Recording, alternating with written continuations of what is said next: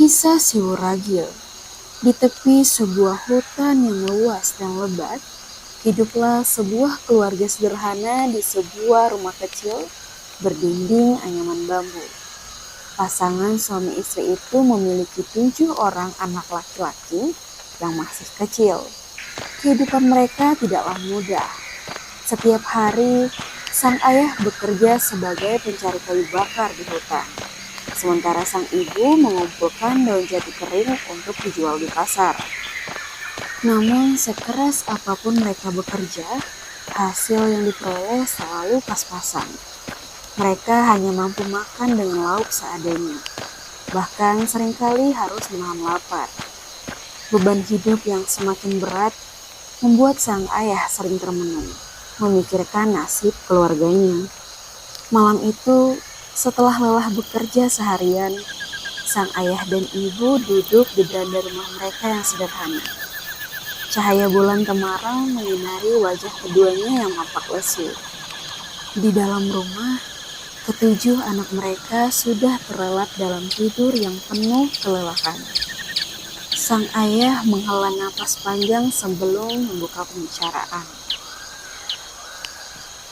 Nyai, apakah anak-anak sudah tidur?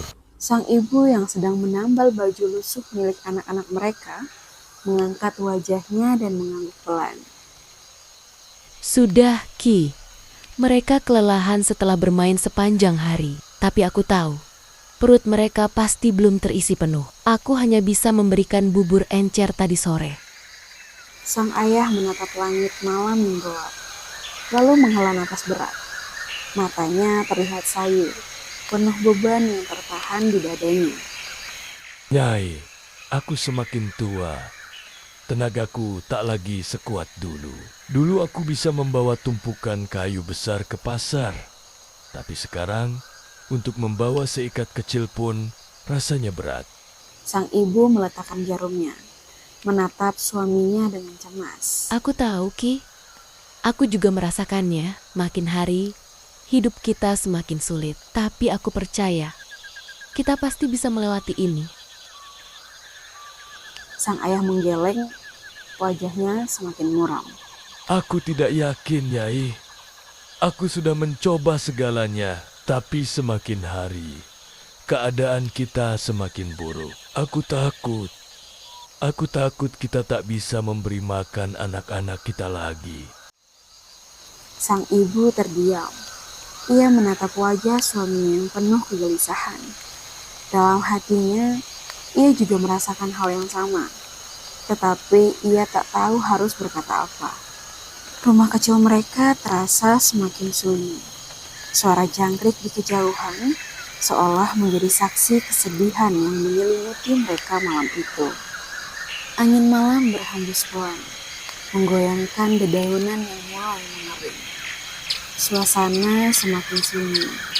Hanya sesekali terdengar suara burung malam bersahutan.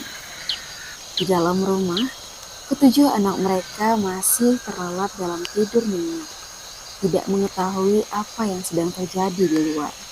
Di beranda rumah, sang ayah masih duduk dengan wajah penuh kegelisahan. Ia kembali menghela napas panjang, lalu menundukkan kepalanya dalam-dalam. Seolah-olah ada sesuatu yang sangat berat menekan batinnya. Sang ibu menatap suaminya dengan perasaan tak tenang. Ki, ada apa? Aku tahu kau sedang memikirkan sesuatu. Katakanlah, mungkin kita bisa mencari jalan keluar bersama. Sang ayah mengangkat wajahnya perlahan. Tatapannya kosong. Seolah-olah pikirannya tengah berkelana jauh ke dalam lautan kekhawatiran. Nyai, aku sudah berpikir panjang. Aku tidak punya cara lain. Kita tidak bisa terus begini. Sang ibu menggenggam tangannya dengan erat, mencoba memberi kekuatan. Apa maksudmu, Ki? Kita harus bertahan. Bukankah selama ini kita selalu menemukan cara? Sang ayah menggeleng, matanya mulai berkaca-kaca. Aku tidak sanggup lagi. Tenagaku melemah. Dan hasil kayu bakar semakin sulit terjual. Kita bahkan Sudah mengurangi makan, tapi tetap saja tidak cukup. Sang ibu menunduk. Ia tahu suaminya berkata jujur. Kehidupan mereka semakin sulit. Dan seberapapun mereka berusaha, tetap saja terasa berat. Sang ayah menggigit bibirnya, menahan gejolak dalam hatinya, sebelum akhirnya mengucapkan sesuatu yang sudah lama mengendap di pikirannya. Aku punya rencana, tetapi aku tidak tahu apakah kau bisa menerimanya. Sang ibu menatap suaminya dengan kening berkerut. Perasaannya mulai tidak enak. Apa yang ingin kau lakukan, Ki? Sang ayah menatap istrinya dengan ragu. Tetapi akhirnya ia berkata dengan suara lirih, hampir seperti bisikan. Aku ingin membawa anak-anak kita ke dalam hutan dan meninggalkan mereka di sana. Seketika tangan sang ibu gemetar. Matanya membelalak tak percaya atas apa yang baru saja didengarnya. Apa, Ki? Kau tidak serius, bukan? Sang ayah hanya diam. Ia menunduk, tidak berani menatap istrinya. Tidak, aku tidak bisa menerima ini. Mereka anak-anak kita. Bagaimana mungkin kau tega membiarkan mereka sendirian di hutan? Air mata mulai jatuh di pipi sang ibu. Bagaimana jika mereka tersesat? Bagaimana jika mereka dimakan hewan buas? Sang ayah masih diam. Lalu ia menutup wajahnya dengan kedua tangannya. Ia terlihat sangat tertekan. Aku tahu ini kejam, Nyai. Tapi kita tidak punya pilihan. Jika kita tetap seperti ini, mereka akan mati perlahan-lahan karena kelaparan. Setidaknya di hutan, mereka mungkin bisa menemukan makanan atau seseorang yang mau menolong mereka. Sang ibu menggeleng keras. Air matanya mengalir semakin deras. Tidak, Ki. Jangan lakukan ini. Kita adalah orang tua mereka. Kita yang harus menjaga mereka. Sang ayah bangkit dari duduknya, menatap sang istri dengan mata yang juga penuh kesedihan. Aku tidak ingin melakukan ini, Nyai. Tapi kita tak punya pilihan lain. Aku tidak ingin melihat mereka mati kelaparan di depan mata kita. Maafkan aku. Sang ibu menangis terseduh-seduh. Tidak tahu harus berkata apa lagi. Ia tidak setuju. Tetapi ia juga tahu bahwa suaminya sudah sangat putus asa. Namun, di balik pintu rumah, dalam kegelapan, sepasang mata kecil sedang membelalak ketakutan. Si Wuragil yang terbangun karena ingin buang air kecil, tanpa sengaja mendengar percakapan kedua orang tuanya. Jantungnya berdegup kencang. Tubuhnya gemetar. Kami di hutan? Tidak, ini tidak boleh terjadi. Perlahan dengan langkah hati-hati, Wuragil mundur ke dalam rumah. Ia harus berpikir cepat. Aku harus menemukan cara untuk menyelamatkan kami semua. Malam itu, Wuragil tidak bisa tidur. Dengan pikiran terus berputar, ia mulai merancang rencana di dalam kepalanya. Esok hari, sesuatu akan terjadi, dan ia harus siap menghadapi semuanya. Fajar mulai menyingsing. Sinar matahari perlahan mengusir kegelapan malam. Suasana desa masih sepi. Hanya terdengar suara burung-burung yang mulai berkicau. Di dalam rumah kecil itu, Wuragil sudah lebih dulu terjaga. Matanya menatap langit-langit dengan perasaan gelisah. Malam tadi, ia mendengar rencana ayahnya untuk meninggalkan mereka di hutan. Ia tahu, jika ia tidak melakukan sesuatu, maka ia dan saudara-saudaranya akan benar-benar terlantar di sana. Dengan perlahan, ia bangkit dari tempat tidurnya. Langkahnya hati-hati agar tidak membangunkan saudara-saudaranya. Ia keluar dari rumah dengan diam-diam. lalu mulai mengumpulkan batu-batu kecil di sekitar perkarangan rumah. Batu-batu itu ia masukkan ke dalam kantong bajunya. Aku harus menemukan cara untuk kembali pulang. Jika benar, ayah akan meninggalkan kami di hutan, aku tidak boleh membiarkan kami tersesat. Tak lama suara ayahnya membangunkan seluruh rumah. Bangun, anak-anak. Hari ini kita akan pergi ke hutan untuk mencari kayu bakar. Satu persatu, saudara Wuragil terbangun dengan malas. Mereka masih mengantuk, tetapi karena perintah ayah, mereka tidak punya pilihan lain. Ayah, kenapa pagi-pagi sekali kita harus ke hutan? Hari ini kita harus mencari lebih banyak kayu agar bisa dijual ke pasar. Ini demi kita semua. Wuragil hanya diam, tetapi dalam hatinya ia tahu bahwa ayahnya berbohong.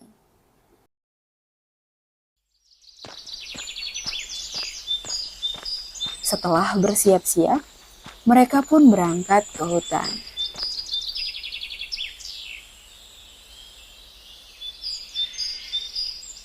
Sepanjang perjalanan, Wuragil dengan cerdik menjatuhkan batu-batu kecil yang sudah ia kumpulkan. Ia memastikan batu itu tersebar di sepanjang jalur yang mereka lewati, agar nanti mereka bisa mengikuti jejaknya kembali ke rumah. Setelah perjalanan yang cukup jauh, mereka akhirnya tiba di tengah hutan yang lebat. Matahari kini sudah tinggi di langit, tetapi suasana di dalam hutan tetap terasa suram dan menakutkan. Kita istirahat di sini. Ayah akan mencari air minum. Kalian jangan pergi kemana-mana sampai ayah kembali. Anak-anak yang kelelahan hanya menurut. Mereka duduk di bawah pohon besar sambil menunggu. Namun waktu berlalu, dan ayah mereka tak kunjung kembali. Ayah lama sekali. Kenapa belum juga kembali? Mungkin dia tersesat, meninggalkan kita. Ucapan itu membuat semuanya terdiam. Satu persatu mereka mulai menyadari sesuatu yang tidak beres. Namun Wuragil tetap tenang. Ia sudah menduga hal ini. Dengan mantap, ia berdiri dan menatap saudara-saudaranya. Dengarkan aku. Ayah memang tidak akan kembali. Aku sudah mendengar rencana ayah tadi malam. Dia benar-benar meninggalkan kita di sini. Mendengar itu, saudara-saudaranya langsung panik. Apa? Tidak mungkin. Ayah tidak mungkin setega itu. Aku mendengarnya sendiri. Tapi jangan khawatir. Aku sudah menyiapkan sesuatu. Mereka semua menatap Wuragil dengan penuh harap. Sepanjang perjalanan tadi, aku menjatuhkan batu-batu kecil. Kita hanya perlu mengikuti jejak batu itu untuk kembali ke rumah. Mata saudara-saudaranya berbinar. Wuragil, kau benar-benar pintar. Tanpa membuang waktu, mereka mulai mengikuti jejak batu yang telah ditinggalkan Wuragil.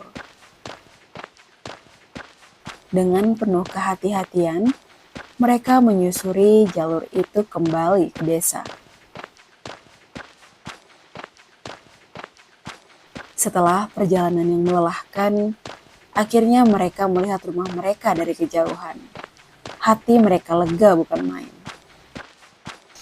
Sang ayah yang sedang duduk di depan rumah tersentak melihat ketujuh anaknya muncul dari balik semak-semak. Wajahnya berubah pucat. Apa? Bagaimana kalian bisa kembali?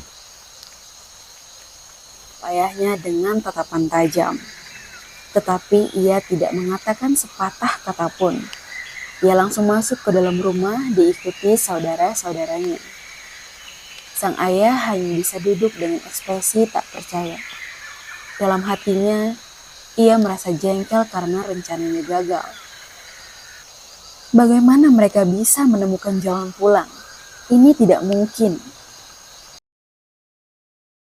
Sementara itu, di dalam rumah, Muragil duduk di pojok ruangan sambil berpikir keras. Ayah mungkin akan mencobanya lagi. Aku harus lebih berhati-hati besok. Malam itu, Muragil tidak bisa tidur nyenyak. Ia tahu bahwa bahaya belum benar-benar berlalu. Malam telah larut, tetapi Wuragil masih belum bisa tidur. Cahaya remang-remang dari lampu minyak membuat bayangan bergetar di dinding rumah mereka. Pikiran Wuragil terus berputar, memikirkan kemungkinan bahwa sang ayah akan mencoba meninggalkan mereka lagi di hutan. Di sudut ruangan, saudara-saudaranya sudah tertidur nyenyak. Kelelahan setelah perjalanan pulang yang panjang. Wuragil menatap mereka satu persatu dengan rasa khawatir. Aku harus lebih berhati-hati. Jika ayah mencoba membawa kami kembali ke hutan lagi, aku harus siap.